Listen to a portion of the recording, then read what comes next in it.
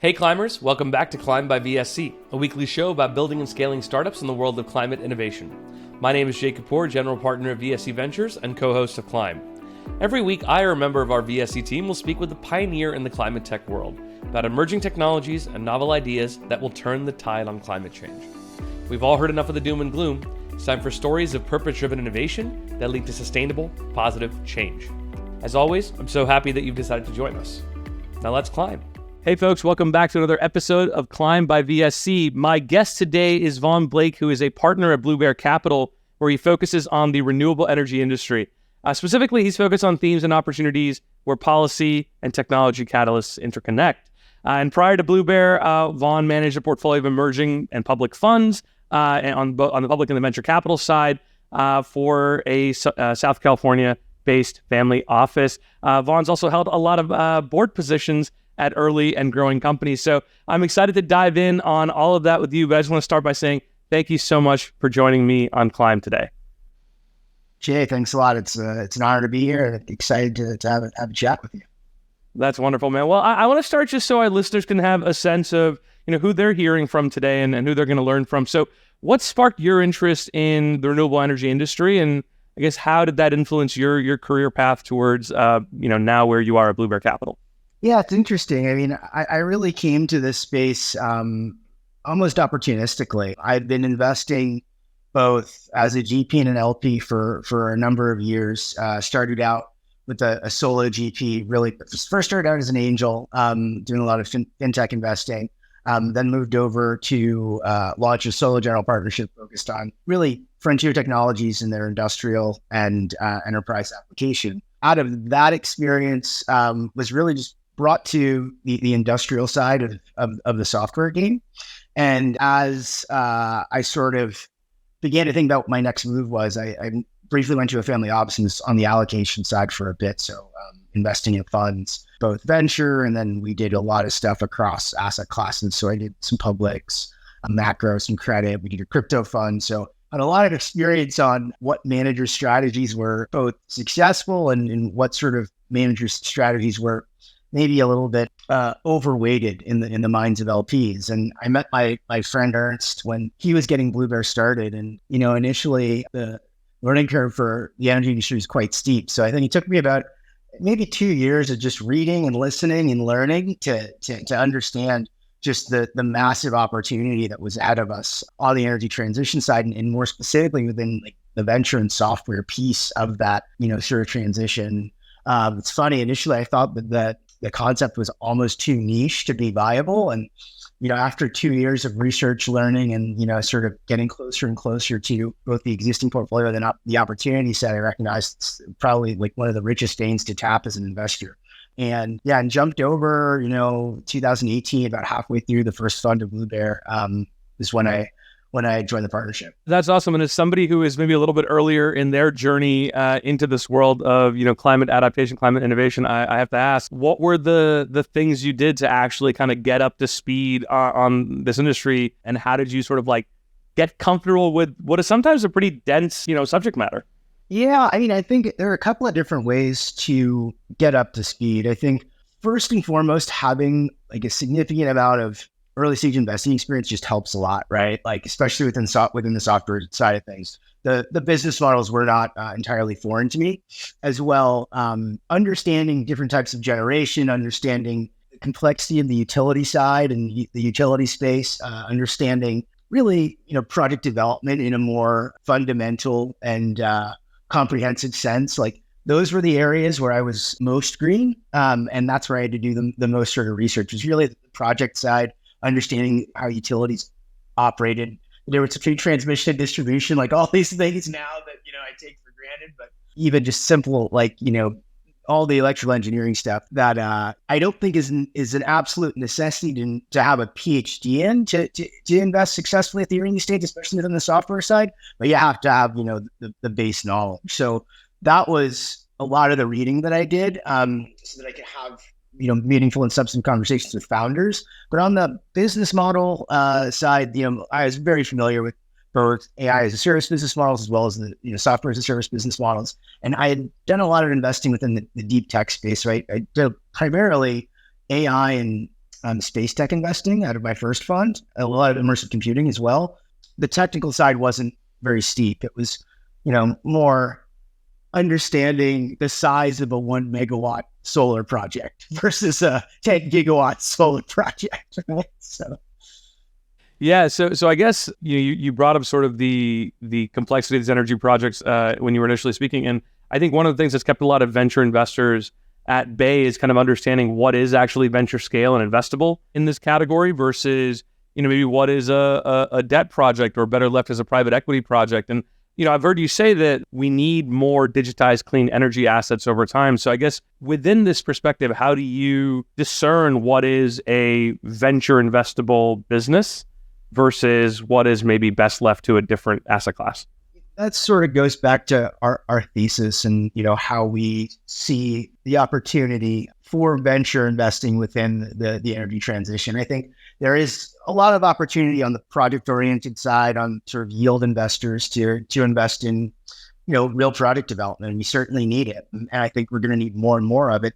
And the way that we see the world is all of those assets need to be orchestrated, managed, distributed, operated and maintenance, protected, all via various forms of digital technology. And that's where we see the biggest lever is. I mean, if you can increase the generation capacity through optimization via software of a gigawatt or 20 gigawatts of wind, just 5 to 10%, that's a power plant sized amount of energy that you're adding to the grid via a fraction of the amount of capital it would take to actually construct that power plant. So if you can use software and use data as a lever, then you're not only increasing generative capacity of an asset, but you're also reducing the potential environmental impact of having to build the commensurate amount of generation via, some sort of other power plant or even another, wind farm or another solar project. So in the sort of early innings of this massive deployment cycle on the asset and project side, every amount of data that can be captured, optimized, and then utilized to make things more efficient provides us with increased generation, increased energy, and a lower footprint.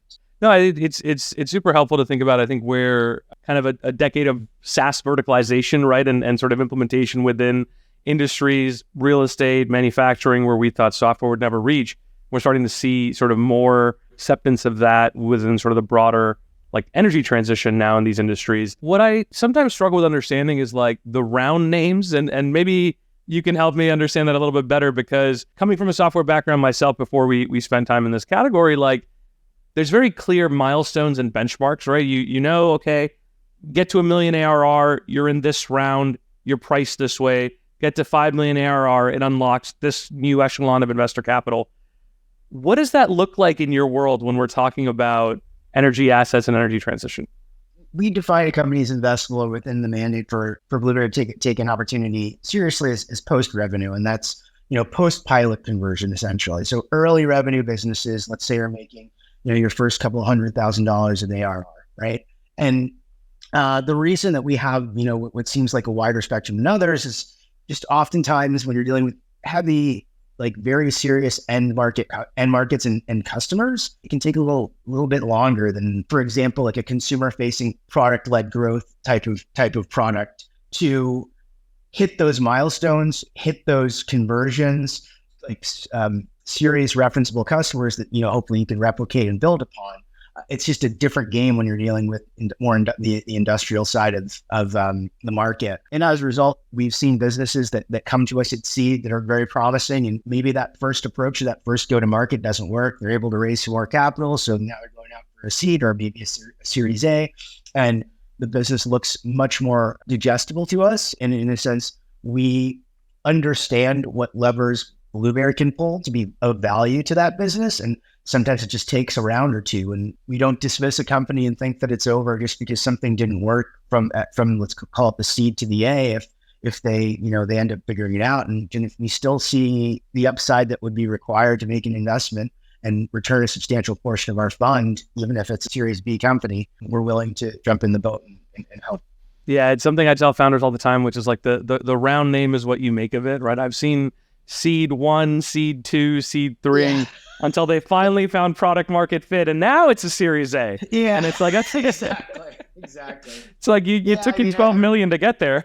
Yeah, exactly. I mean, and obviously you have to take a look at the cap table and make sure the founders and the other folks are still properly incentivized to keep going. But business like Urban is a really good example. We didn't enter that until B, and we definitely saw the early iterations, loved Corey, loved the CEO, knew that at the end of the day, he'd probably figure something out, and he's definitely on the right track now. And certainly check was a little bit bigger, valuation was a little bit farther along, but the risk had been reduced significantly. So you're spending time with a lot of these founders, on the boards that you're on, but even as you're kind of meeting them when they're pitching Blue Bear Capital, and you've spent time outside of, call it climate, and seeing what the founders there need.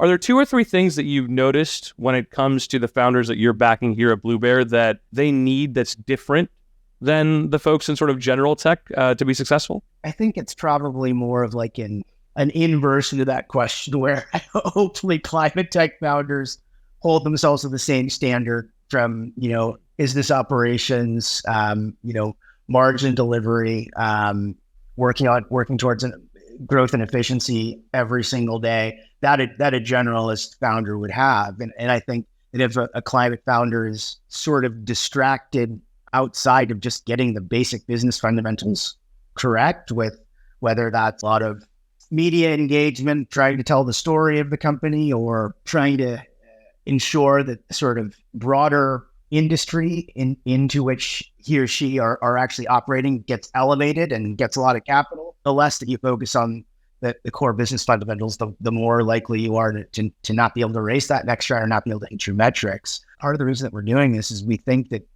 it's an incredibly lucrative pathway to invest in. And if it's not, then we're in a lot more trouble, because then the transition itself won't be properly capitalized. We have to be able to make money with our investments. And as an extension, these companies need to be able to grow in an efficient capacity. I would say just sticking towards the basics of one's unit economics, one's growth rate, and one's capital efficiency, especially in an environment like this. Now, for pre-commercial founders that are working on, battery chemistry innovations or something that's more lab-based, I think that there is definitely an entirely different set of success metrics. Oftentimes there, it's more about TRL levels, things like technical readiness levels, or getting to a certain stage of efficiency or miniaturization, et cetera. And I think you just have to be really focused on those engineering problems and communicate them well to, this is what happens when we get to this next stage of the engineering innovation curve, and understanding that pathway and being extremely communicative about that with those early investors. Also being able to identify those sort of sources of non-dilutive funding that are just an absolute necessity for pre-commercial founders. But yeah, for the businesses that we're investing in, it's really just, being able to grow efficiently and understand what team building really means and is, and understanding that you're basically building a new company every 24 months. Be comfortable with change, and be comfortable with being iterative about how to solve the problems that are inherent in the business. I want to click in a little bit on something you just said there about the media component, given that is something that ultimately we at VSC Ventures spend a lot of time in.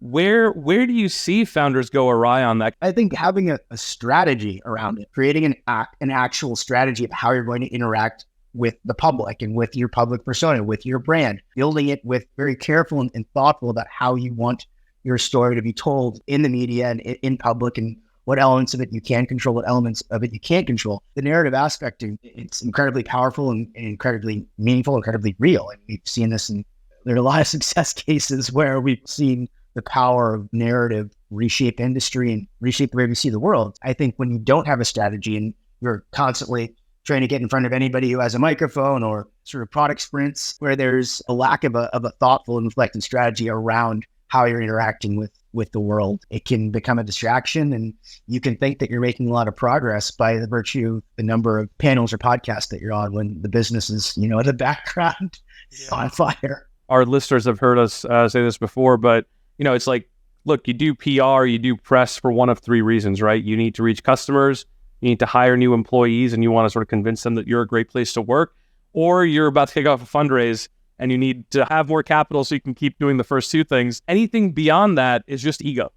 And it's wonderful to send a TechCrunch article to your family and say, hey, look, they wrote so nicely about me. But if it's not getting you customers, it's not getting you employees, and it's not getting you more venture capital, what's the point, right? So you said it very well. Let's talk a little bit about a company that you've backed. I always love hearing the sort of surprising wins, right? What was a company that you backed that has surpassed even your kind of wildest expectations for how well they would do? Yeah, I'm pretty optimistic. So, I get really excited about any company that we're backing. One of my greatest strengths as an investor is certainly probably one of my greatest weaknesses as well, but usually they're pretty closely tied together. I think a business that the world would have continued to be surprised by and, certainly wouldn't have sort of identified as the breakout hit that it's become is Transect, which is a company that's based in San Antonio, Texas, that was launched by a first-time founder, Robin Lane, and her husband, Sam Lane. Robin's the CEO and the founder.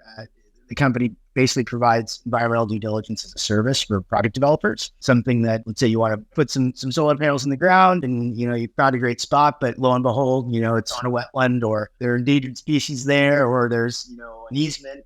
All of these things that can really throw a massive wrench, and especially into large-scale development where you're, at the finish line, you've sunk tens of millions of bucks into this in one way or the other, and all of a sudden, you're out of luck on the basis of environmental infringement. Robin was an environmental consultant. That's how she began her career, and basically, developers would hire her and folks like her to, ground truth the site, to run reports from a kind of laborious, more consultancy, paid by the hour type of approach. And Robin realized that she could sort of digitize her knowledge and digitize that job and make something that, took weeks and, tens of thousands of dollars and wrap it up and, with a couple of button clicks and software subscription. And they've really gone on to, I think they had their best quarter last quarter. We won't get into the numbers, obviously, but they're doing extremely well and certainly riding that derivative wave of this $1 trillion of spend that's going on the product development across wind, grid, solar, T&D, every element of sort of product development that we're witnessing on an exponential scale. Their product and service sort of is an absolute necessity. I'm glad you talked about the tailwinds there. I mean, that sounds like a fantastic company, and I'm glad that they're kind of riding those tailwinds. One of the things that really surprised me is every quarter I see the NVCA reports and CTVC publishes where venture funding is at in different categories. And obviously climate is one that we track pretty closely, as I'm sure you do as well. Q2 Series B funding down 26%. Q2 Series C funding down almost 75%.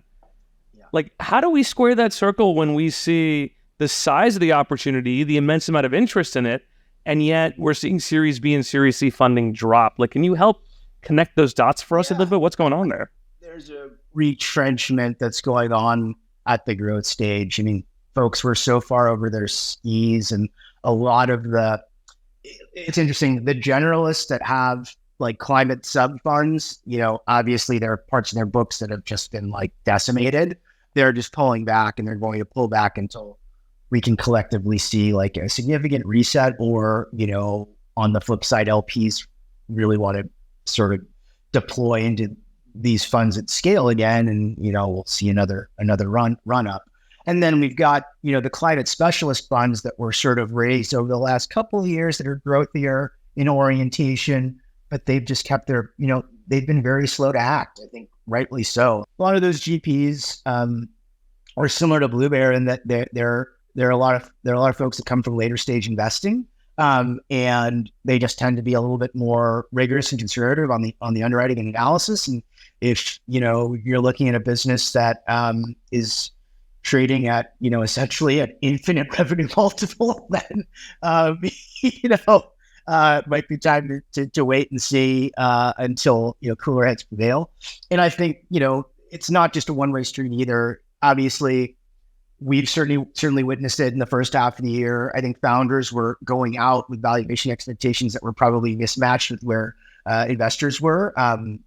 And, just in the sense that, strong founders may be waiting to test the market, or founders that just weren't able to meet their valuation expectations weren't able to get transactions actually closed. So there's a push and pull, like a reticence on the side of founders to raise capital valuations that VCs were providing, and then an apprehension on the side of the investor for just general macro to calm down a little bit, and two, to wait for founder expectations to be reset. So I think we may be closer to the bottom than we are to the top. It's hard to say, but the proof is in the pudding. I think it's just we don't have the same the rose tint of the glass has become like a little bit more clarified now. So yeah. I think on both sides. So I think founders are going to be much more aware and equipped to create compelling, capitally efficient businesses that are growing, and meet investors who are, being forced to reconcile sort of some of the we can call a little bit of mania that was happening sort of to 21 and 22 there. No, I mean, it's sort of a sobering perspective, but I think a much needed one. Like, I guess what you said makes a lot of sense for the founders that maybe have a little bit of runway and they're sort of thinking about the targets they need to hit to get there. I guess, how do you advise the founders, whether they're in your portfolio or ones that you're talking to that are raising in this market because they have runway through the end of 24, or into 23 or the early sort of innings of 24? How do you advise them? Yeah, I mean, I think it's just fundamentally there is capital. There's tons of dry powder. There are tons of folks that are interested in investing in high quality businesses. So when you're going out, have the expectations that diligence requests and the bar at which one has to be in order to command capital at a price that is, like sort of in alignment with historical dilution from round to round, that bar is just going to be raised a little bit higher. So know that if your expectations are to take 20% dilution, then you hopefully you're extremely efficient and you have a high growth rate. Like those are and your churn risk is your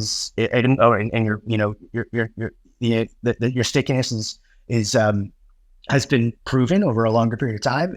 If any of those sort of core metrics, like, basically, if you're churning a lot of customers, you're growing, but your efficiency is just garbage, or if, your efficiency is great, but, if you're not growing quite as fast as one would hope, then expect, to be dinged from a valuation perspective and expect to be diluted a little bit more than you would have 2, 3, 4 years ago. There's obviously every business, I think these days, that is doing very well, and has investors that tend to follow on and, that have dry powder and want to, support the continued success. A lot of folks on the venture side are looking at this as an opportunity to grab more ownership, right? So, making sure that business does have capital through 2024, via the existing investors, and then, testing the market, 6 months time. I think that's happening a lot. But above all, it's just, unless your report card is straight A's, expect, more dilution than you probably are going to be happy or comfortable with. Yeah, no, it's a fair point. It's one thing that, we share with our founders, which is like, look, you have to understand the incentives of the folks you're raising capital from, right? Like, where are they in their fund cycle? Are they 40% deployed, 60% deployed? Is the rest of their capital reserved for the winners in their portfolio? And if you're trying to get in there, they may only have 1 or 2 deals left in this fund. And oh, by the way, they're not in a position to be raising the subsequent fund, or maybe they're not even close to getting that first close. And I think it's important that you said that there is a lot of dry powder out there. I think it's ultimately about helping founders understand who that is, where they are in their cycle, and kind of what their incentives are. Why are they deploying slower? It's because they're not going to be ready to raise their next fund. Yeah, I mean, people were certainly like on 2-year deployment cycles there for a while, which was crazy. And yeah, it's obviously biting some people back at this point. The other component that I think is an honest conversation is just understanding how to manage your runway, right? And like, if there is any existing fat that needs to be cut in order to give yourself another quarter, then it's probably the time to make those hard decisions, unfortunately. The one anecdote that I would drop, one of our venture partners, who's an LP in a fair number of funds, both here in the US and also in Europe, had just mentioned recently that everybody that he's known that's made a significant cut as of late has not seen growth slow down at all. So I think that there's, I think that's obviously anecdotal. And, I wouldn't fall on my sword with that unsupported by data, but I think it's an interesting anecdote, and there's probably a kernel of truth in there. Yeah, very, very much so. So, speaking on the LP perspective, since we're there, you got to spend some time on that other side of the table, running manager selection for a family office, obviously having raised capital for funds yourself. What are 2 to 3 things that LPs are looking for from these sort of climate-focused VC funds today specifically? Yeah, I think there are a lot of different types of LPs that have attraction in the climate space these days. And, I think there are some that are legitimately looking for magical solutions to the climate crisis, which is unfortunate because, there are no magical solutions, unfortunately. But I think a lot of institutional investors, as always, are trying to find, vehicles through which they can deploy large amounts of capital and, efficiently in some capacity. So a lot of the institutions that are spinning up these, ESG focused fund of funds vehicles, things like that. I think there's a massive prevalence in that now. I mean, we get more inbound now from folks that are sort of creating climate focused fund of fund vehicles than we've ever gotten. So that's an interesting development. I think there's still a steep amount of the curve that a lot of those folks that are leading those vehicles right now need to sort of climb before being able to make decisions in an appropriate capacity, especially in terms of the risk and return. That's where you get into, okay, do I want to invest in companies that are, more hardware, or invest in funds that are investing in companies that are more hardware focused, maybe a little bit on that project side, certainly a longer timeline to commercial delivery, but at the same time, at scale, the amount of capital that can be put into something like this is very large and will eventually, flip over to a yield play. So a large pension fund, for example, probably has a lot of interest in incentive to invest in managers that are enabling those longer term places where capital can be placed down the road. So that's much more of the extended stack and extended thinking of LPs. These are essentially infinite time horizons with extremely large, almost infinite pools of capital. So that is their prime directive, right? It's getting to the point where they can safely put those extremely large amounts of capital to work. Then on the flip side, I think there's, a lot of impact-driven family office capital that's a little bit more, it just ranges. There's very sophisticated folks there, some of which are LPs that have been in this space for, decades. There are definitely folks that are newer and looking for more of those magical solutions that people are selling in some capacity, right? There's a lot of ways to abate carbon that might not scale. I'll just leave it at that, or at least might not scale economically. But yeah, I mean, I'm really enthusiastic about the state of LP interest in this space, and there was a period of time where I was really worried that a lot of capital is going into funds that were more focused on those magical solutions, and it would end up turning off the spigot because the returns wouldn't be very good. I think now over the last few years, I'd say that level of sophistication has really sort of risen, and I'm excited about the returns people are going to be able to produce for LPs. And I'm excited that I think that little piece of the pie within, especially the larger endowment style portfolios that's dedicated to climate tech is going to, I think, continue to grow. Yeah, and I'm glad you said that. I mean, I certainly, when we were going through our fundraise in kind of 21 and 22, really felt the tenor of the conversation change as we started talking to LPs, I'd say towards the later kind of second close of our fund, where they would look at the companies we already invested in. We probably had 6 or 7 investments, and they would say, well, tell me about the climate one. And I'm like, oh, that's kind of the more, early stages. We hadn't done as many deals in that category versus other ones. And that was the one they specifically wanted to talk about. And I think it was for a host of those reasons, right? It was, okay, we see that as a stepping stone to further opportunities for investment in this category. And I think others, especially on the family office side, were just like, no, I just personally care about this. This is something that I feel like I need as a, accompaniment to my portfolio. So much so that, we got questions like, hey, well, why don't you guys just do a climate fund? And all in due time, LPs, we'll see how that goes. Yeah.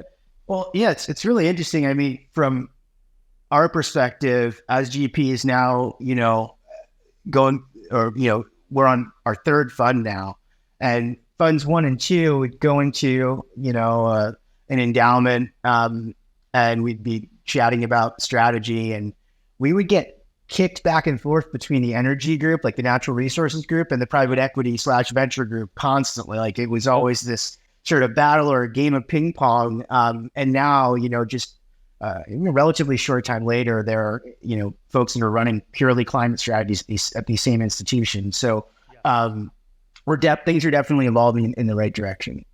Yeah, that's great. So I mentioned that at the kind of closing of our show, we play a game called Hyper Hopeful, where I kind of make a statement, and I'd love your thoughts on whether you think it's hype or hopeful, and then we'll unpack it for a couple of minutes if we can. So should we kick it off? Yeah, let's do it. Let's do it. So there's been a drop in venture funding, as we talked about, but an uptick in investments in kind of energy transition at the project layer, specifically things like long duration storage. Is this a hopeful sign of a diversification within climate tech, or kind of another hype surrounding a new trend like we've seen in the past? I think it's hopeful. We're going to need long duration storage. There's no doubt about it. We have invested in a company, in a few companies, but probably most applicable in a company called Kapoor that will help with analysis, thermal event prediction, and that's something that is a little bit worrisome as of now around that long duration storage. I think the issue there is just it's interconnect, right? Like we can build these things till the cows come home. We need interconnect, and that seems to be just quite a bottleneck.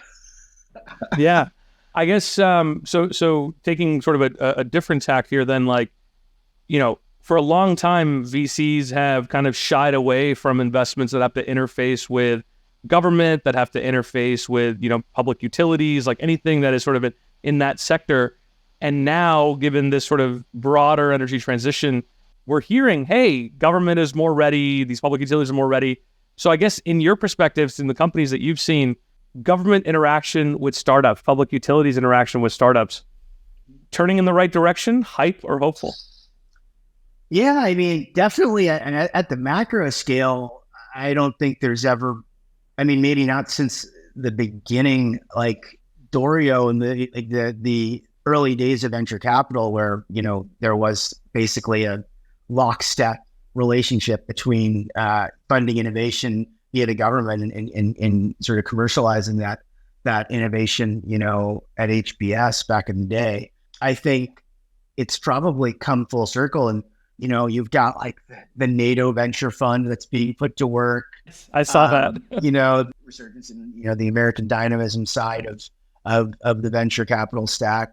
In many ways, it's a little bit counterintuitive given like the sort of 2010s, 2000s shying away from government. That I feel like a lot of was sort of just the cultural turn, especially in Silicon Valley. Very libertarian, I would say, and there's this sort of recombination between the public and the private side, which I think is interesting. Obviously, convinced by the IRA and the CHIPS Act, which we may or may not get into later. Yeah, I think it's one of those things where we're talking about basically World War scale levels of investment needed for the transition. Trillions of dollars. You can't really do that purely on the private side, and we certainly need the support and concordance of the public sector to get these massive projects done. So it's exciting. I hope that we're able to continue to make it work, and that the biggest issue is just the bureaucracy on the government side that can get in the way. And at least as of now, it seems like folks are trying to be more facilitative than they are bureaucratic. Sure. Yeah. See. Okay. Well, we'll get a little spicy then. You brought up the IRA, so I'll tell you this: with every passing day, the more pitches I see that cite the IRA as a massive tailwind for their business continues to grow. Yeah. And yet, as I understand it, you have sort of other perspectives on that. So IRA is a real tailwind for early stage companies. Hype or hopeful? Yeah, I think it's a little bit. I think it's kind of hypey. Unfortunately, I think that we've got a ways to go in terms of the implementation of the legislation. That's the issue. I mean, it's great things are passed, but honestly, the bipartisan infrastructure law is a lot. The rubber there is on the road a little bit more firmly. The NEVI program, that like at the state by state level, that's real. That's actually being implemented. On the CHIPS Act side, I mean, yeah, we need $50 billion to go into semiconductor research and to reclaim the throne of innovation there for the United States. I think that's absolutely necessary. I hope that the wheels turn without too much difficulty on that side. I just feel like the IRA is also a bit of a political football that is just going to be, especially we got elections coming up. It's going to be punted. It's going to be a pinata from certain sort of places across the political spectrum. My concern there is that the understanding or the conventional wisdom is that this is something that's like in action and already happening, where it's still implementation itself is extremely complex and touches so many different departments of the government, let alone so many different elements of deployment in certain aspects on the private sector, that it's just going to be slower than we would have hoped. And certainly an early stage startup has very little to gain from that legislation even to begin with. So yeah, no, it's very fair. Well, look, you're a very optimistic guy, but I do appreciate you calling out the hype where it is. I got to say, we've been doing this segment for a couple months now, and I tend to get a lot of, I'm hopeful answers. So I always appreciate it when somebody brings a little bit of realism and a little bit of perspective on that side as well. So thank you for that. We'll close where I love to close with a lot of my guests, talking about this optimism we just referenced. So there's a lot of doom and gloom out there in terms of kind of the lack of climate action, the lack of speed in these things. But we do this work every day, so we have to bring some optimism and focus on the good. What is one thing that gives you hope and optimism about the fight against climate change? The amount of talent that is pouring into this space that is incredibly serious about engaging both directly and with every ounce of their intelligence, their creativity, passion, network.